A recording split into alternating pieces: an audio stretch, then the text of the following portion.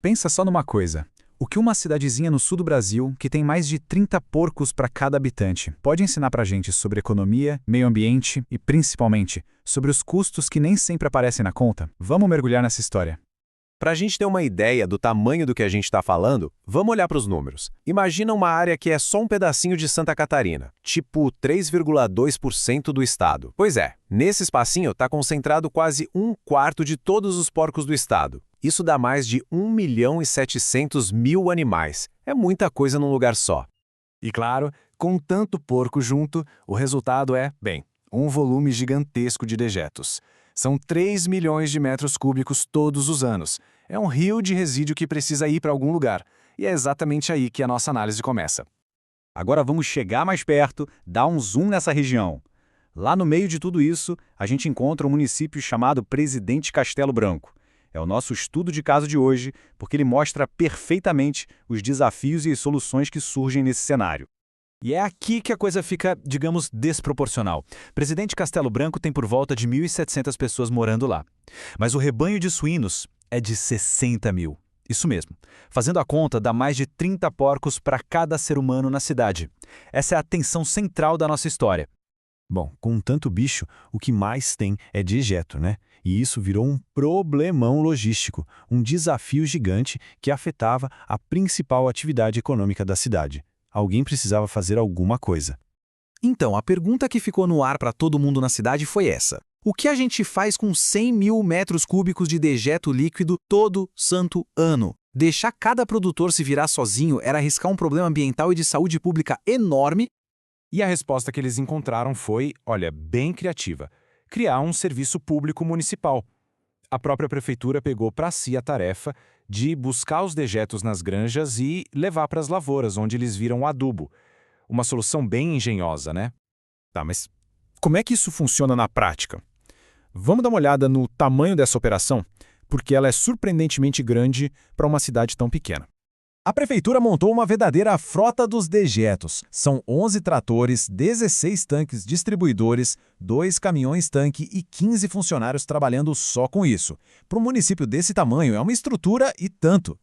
E para a gente entender o peso disso no dia a dia, olha só esse dado. O transporte dos dejetos come 35% de todo o tempo de uso das máquinas da prefeitura.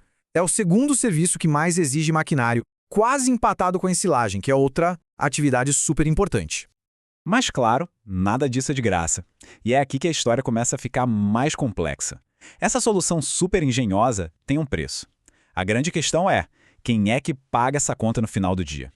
A prefeitura até cobra uma taxa dos produtores pela hora de uso das máquinas. Só que, como a pesquisa mostrou, o valor que eles pagam, bom, está bem longe de cobrir a conta de verdade. Vamos para os números, para ficar bem claro. Se um produtor fosse contratar um serviço particular, ele pagaria, em média, R$ 185 pela hora. A prefeitura cobra só R$ 67. É uma diferença gritante, né? E isso tem um nome: subsídio público. Fazendo a conta, isso dá um subsídio de 60%. 60%! Ou seja, mais da metade do custo do serviço não é paga pelo produtor que usa, mas sim pelo orçamento da cidade, ou seja, por todos os moradores. E no final do ano, essa conta fecha em mais de R$ 308 mil que saem dos cofres da prefeitura. Para um município pequeno com orçamento contado, é muito dinheiro investido nisso. Mas a história não para por aí, porque essa política tem outros efeitos, alguns que nem aparecem na planilha de custos da prefeitura. Vamos ver quais são. Se a gente divide aquele valor total pelo número de produtores que usam o serviço, dá para ver que cada um deles recebe, em média, um benefício de R$ 1.300 por ano.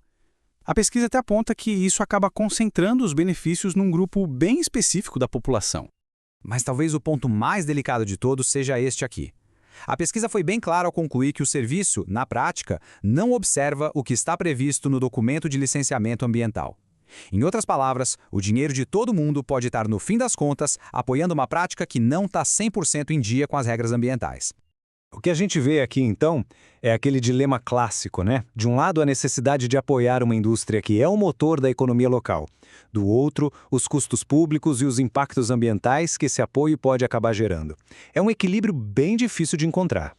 Vamos recapitular essa jornada. Tudo começa com uma indústria que é super importante e precisa de suporte.